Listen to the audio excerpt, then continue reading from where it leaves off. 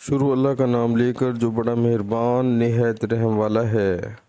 رسول اللہ صلی اللہ علیہ وآلہ وسلم نے رستے کے بائیں طرف ان گھنے درختوں کے پاس قیام فرمایا جو ہرشی پہاڑ کے نزدیک نشیب میں ہیں۔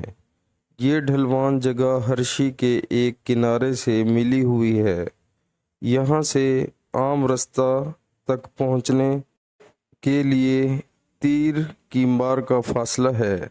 عبداللہ بن عمر رضی اللہ تعالی عنہ اس بڑے درخت کی طرف نماز پڑھتے تھے جو ان تمام درختوں میں رستے سے سب سے زیادہ نزدیک ہے، اور سب سے لمبا درخت بھی یہی ہے۔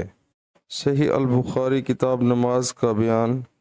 ان مساجد کا بیان جو مدینہ کے رستے میں واقع ہیں اور وہ جگہیں جہاں رسول اللہ صلی اللہ علیہ وآلہ وسلم نے نماز ادا فرمائی۔ حدیث نمبر 489۔ پیارے مسلمانوں، اللہ تعالی ہمیں حدیث پاک سن کر اس پر عمل کرنے کی توفیق عطا فرمائے، آمین۔